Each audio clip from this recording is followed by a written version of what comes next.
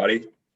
And so, from the review from this last game, obviously we're disappointed, and we want to start a lot faster than we did. And what that can immediately get pointed to is first on our defense, not being able to stop the run right out of the gate.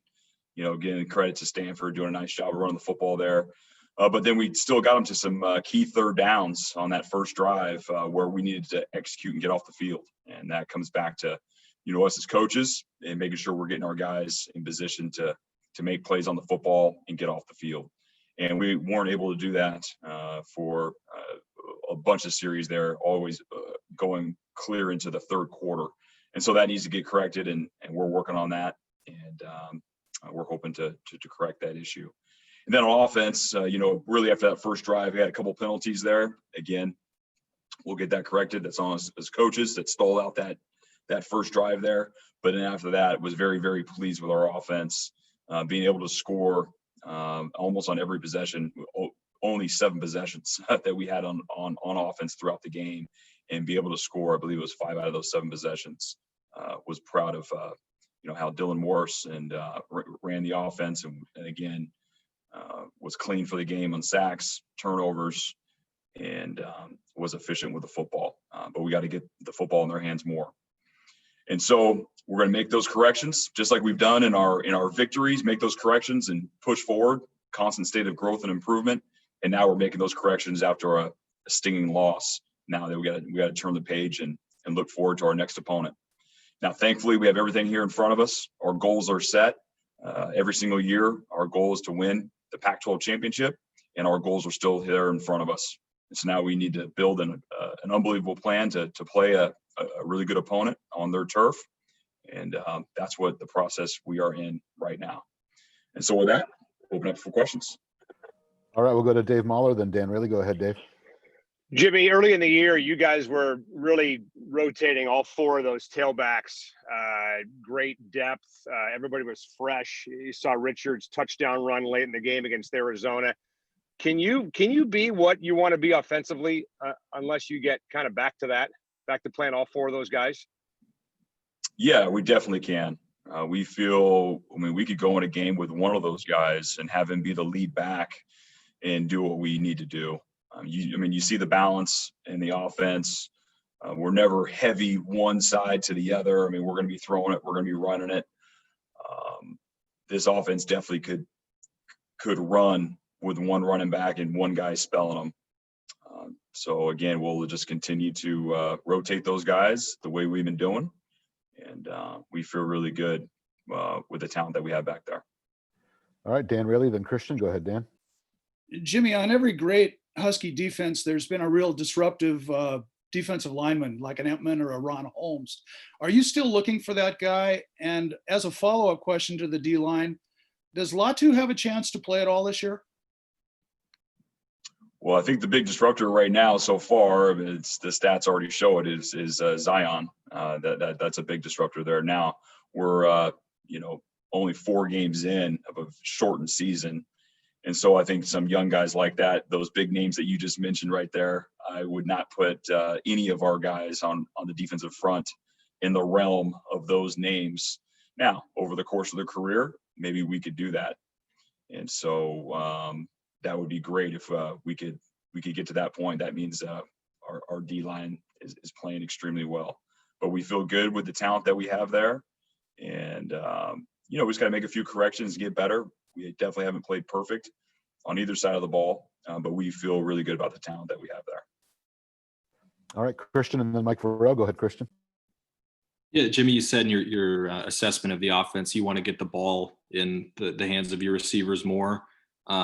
Just curious, were you talking about the offense in general or certain guys, or could you just expand on that a little bit?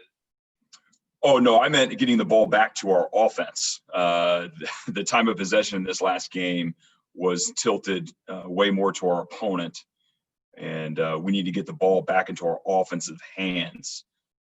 Very disappointing that with 7 minutes and 47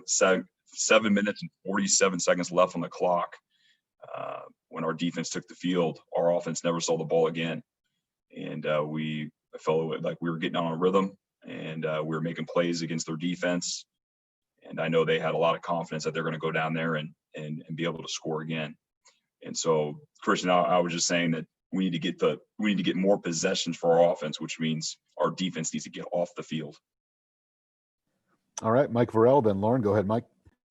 Yeah, Jimmy. Obviously, you guys were prolific in the running game in the first 2 games, and those numbers have dipped in the last 2. Just wondering, why do you think you guys have struggled at times to run the ball in the last 2 games, particularly between the tackles? Yeah, I mean, the first thing you can look to is the 2 opponents that we play are always at the top in our conference in rush defense and overall defense in general. Namely Utah, who still leads our conference right now in rush defense and has for 5+ years. And then Stanford, who's always known to play really good defense up front. So give a lot of credit to those guys. It's going to be tougher sledding against those 2 opponents for sure. And it'll be tough sledding again this week. We're facing another defense that's come along here in the last couple of years that has one of our former assistants on staff from our previous jobs, a previous stint. So it's going to be another defense. It's going to be hard to run the ball. And yeah, we would love to rush for 250 yards every single game, but that most likely is not realistic. All right, Lauren, and then Chris Fetters. Go ahead, Lauren. Jimmy, we saw Kyler Gordon start on Saturday and now listed as a starter on the depth chart. What have you seen from him that made you want to get him on the field more? Yeah, I mean, we've always been trying to get him on the field more since he's been here. We know what electrifying athlete he is. His effort, his toughness on special teams against University of Arizona, those big plays he made and our coverage unit plays really propelled him to get some more reps on defense. We like to reward toughness and physical play, and with him showing that and sacrificing himself for the good of the team on special teams has allowed him now to get some more reps on defense. And we thought he played a really good game this last game. Still room for improvement, just like everybody. But we're excited what Kyler Gordon can do for this team. Chris Fetters and Lars. Go ahead, Chris. Yeah, Jimmy, just from the outside looking in schematically, it sure feels like, Stanford wants to play in the phone booth, and that might be tough for you guys with the nickel scheme, just like you guys have created headaches for air raid schemes, for instance. Is that way too simplistic? Is it styles that make things difficult for certain matchups? Yeah, I don't really know I'm not sure how to answer what you're saying there, Chris. I'll say this. We know Stanford's a formidable opponent every single year. They do a good job of mix and matching their personnel groupings.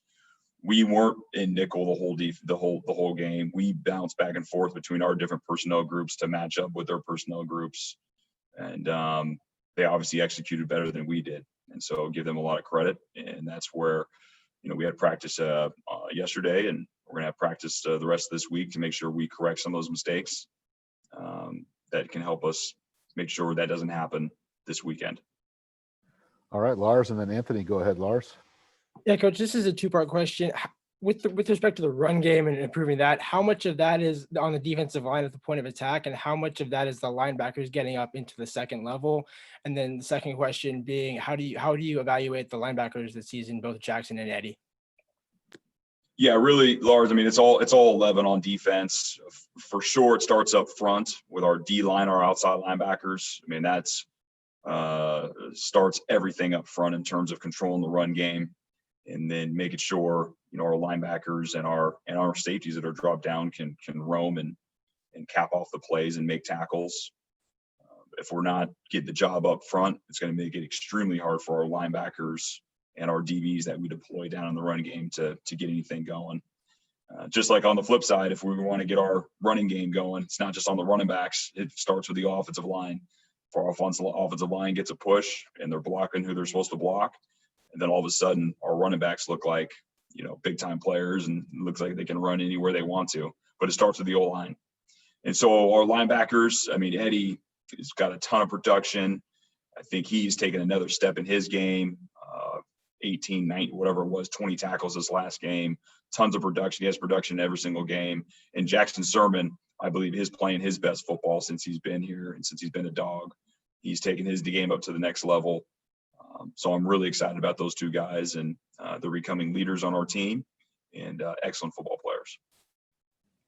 Anthony Edwards and then Tim Booth. Go ahead, Anthony. Yeah, Jimmy, Oregon's kind of given you guys some troubles in the past few years, like 31 and 35 points. And just what have you kind of seen in like limited tape this year, and like their duo of running backs? What do you see from them? Yeah, I mean, the last couple of years, obviously they had a top 10 quarterback back there, and was a very, very talented player, and now is doing really good on the NFL level.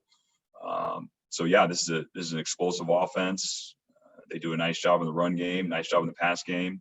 Obviously, the last couple of years with Herbert, and then this year, they're younger now at quarterback, but he's presents a different problem. They're running him a lot more than they did with their guy last year, and but the run game is still very powerful, still explosive, and with a new play caller, they're still running some similar plays they've had in the last couple of plays, but you can definitely see that he's put his own twist on the offense.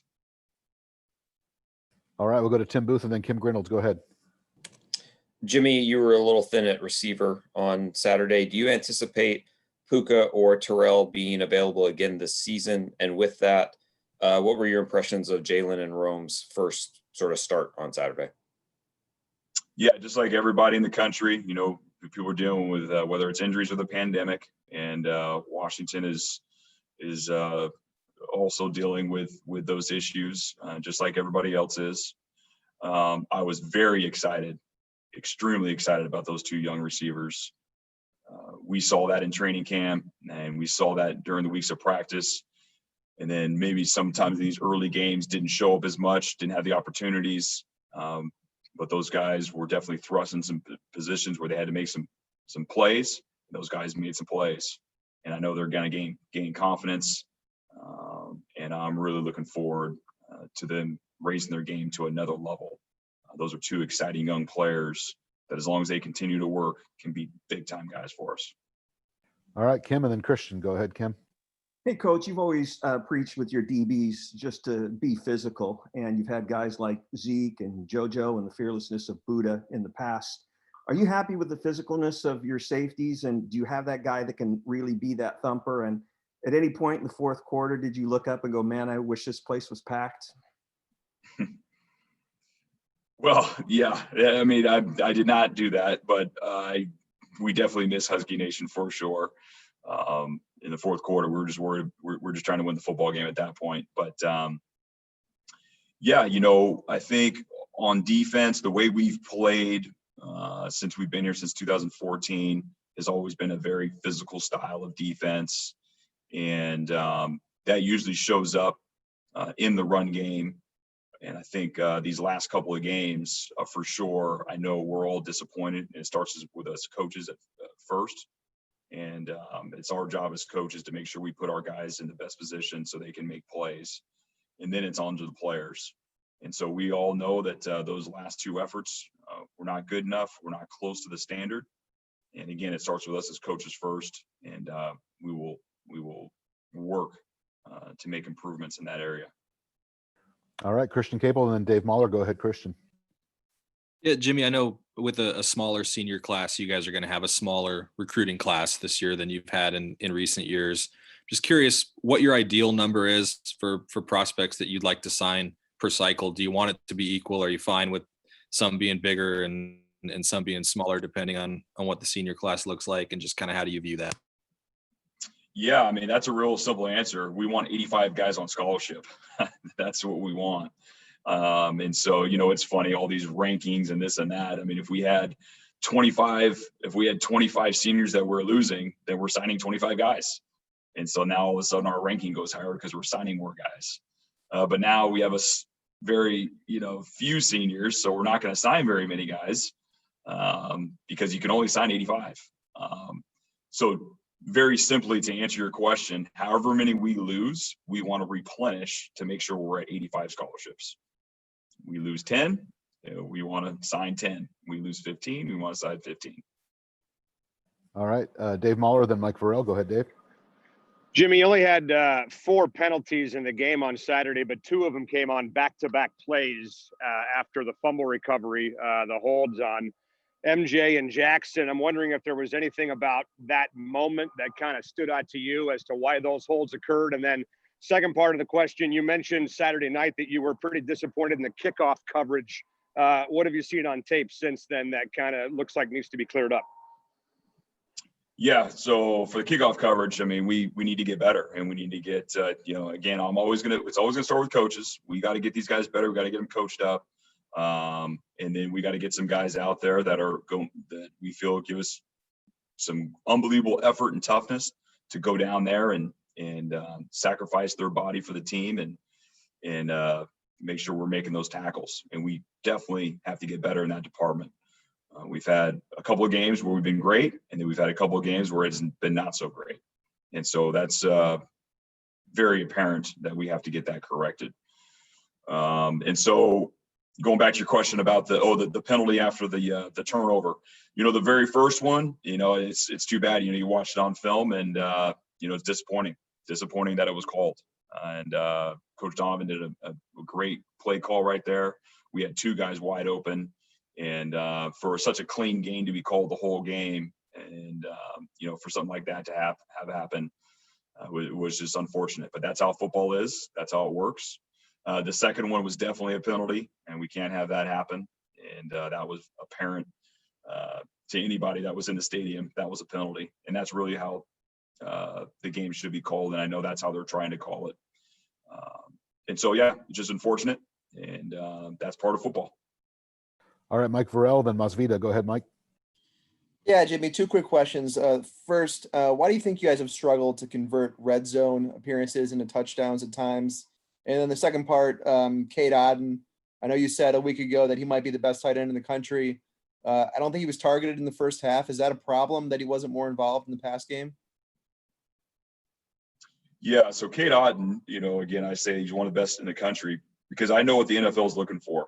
They're not looking for just guys to flex out and catch passes all day. They want a guy that can line up on the outside of an offensive tackle, kick out a 9 technique, double down on a 6 technique, drive guys off the line of scrimmage, double up to a backer, and seal him off so they have the run game going on offense, and then be able to release and go make catches.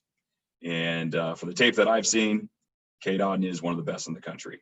And you guys have seen his production in the last few weeks here. And what you may have not seen is all the excellent things he does in the run game. But if you watch it close, it's phenomenal. And there's no question we want to get the ball in his hands as often as we can. But like I've mentioned in the past, as our quarterbacks go through their progression, as Dylan goes through his progression, and he's covered and he's not open, we're not throwing it to him. We're not going to force the ball somewhere where it's not supposed to go. If he is on the read and he's open, then we're going to get the ball to him. It's just very, very plain and simple. And we would love for him to have the unbelievable production that he had in the 2 games prior.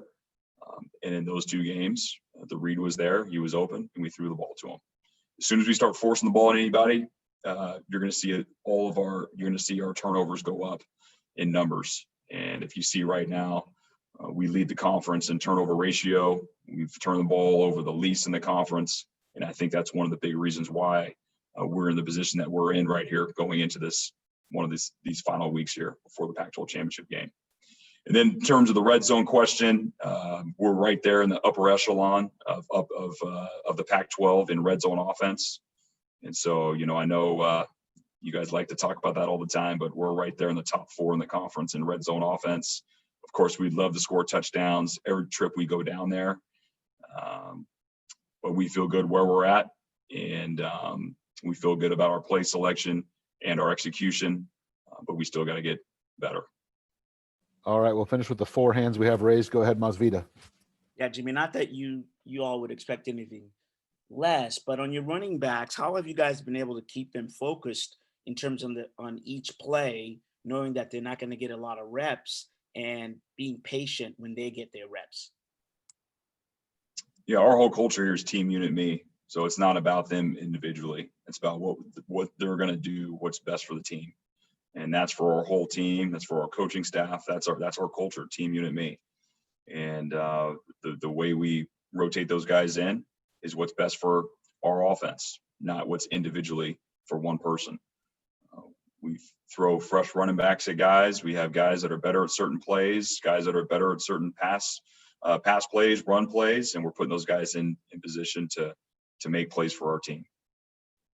All right, last three from Fetters, Tim Booth and Anthony. Go ahead, Chris. Yeah, we're just curious about the third down defense review again, and any common threads that you might have seen, especially with the couple of third and longs on Stanford's final drive, and then also quickly, Jimmy, any additional players opting out for any reason? No on that question. And then, Chris, you hit it, man. Third down. We cannot allow a team to go 77% conversion rate on third down. You go back on that game. That was the difference. And again, I give Stanford credit. They did a nice job. They executed, and we didn't. But it starts again with us as coaches, making sure we're getting our guys in the right position to make sure we can get off the football field. If we if we get Stanford off the field on those key third downs and got the ball back to our offense, then we probably have a different discussion right now. After that game, we have a different outcome at the end of that game. But it is what it is. We did not. They converted, and we didn't get off the field. And that's what we got to grow from and learn from and make sure that doesn't happen again. All right, last two, Tim Booth and then Anthony. Go ahead, Tim. Jimmy, understanding this is kind of a weird season, but how much this week do you play up the fact that the North Division is at stake with the outcome of this game on Saturday? Oh, you play that up. That's what it is. We're always telling the truth to our guys, and those guys know I'm going to always hit them right between the eyes with constructive criticism or the truth and about something positive. And this is positive. Yeah, we're definitely playing that up. We know what's at stake here, and that's the beautiful thing about all the hard work that our team has put in this year. And all the ups and downs and the roller coasters of emotions. We're playing football. We're not playing football. We're doing this. We're doing that. And now here we are. We are in position. We control our own destiny. We go take care of business. We are right where we want to be for our goal, which is to win the Pac-12 championship. And so that's known throughout this whole building. And I don't think I'm going to remind anybody about that. All right, Anthony, wrap us up. Go ahead. Yeah, kind of a quick two-parter. Since, we haven't really had the chance to be around the guys, is there like a certain person that's kind of stepped up in the locker room, kind of bringing the mojo to the team? And also, how do you kind of evaluate after 4 weeks of how you've brought your own style to the team? Yeah, I haven't evaluated that last question, so I apologize. I'm not going to have any good answer for you there. But Elijah Molden has been a big-time leader for us all the way throughout since January, since December, and through bad times and good times. He's been an extraordinary leader for us. And then I think a guy that's rising through right now and showing big-time leadership is Dylan Morris.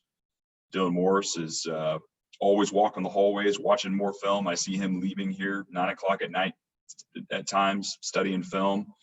Bringing players around him, and the other guys are coming up here watching film with him. He's produced in practice where everybody has so much respect for him that he makes the plays and is making the key throws. And then you've seen what he's done in games. He's done a fantastic job of coordinating our offense and throwing when he needs to throw and hand off when he needs to hand off and protecting the football and giving us a chance to win. And we've had a chance to win all 4 games that we've been in. And I think his leadership is just growing day by day. All right, that'll wrap us up. Thank you, everybody. Thank you very much, Coach Lake. We'll see everybody tomorrow.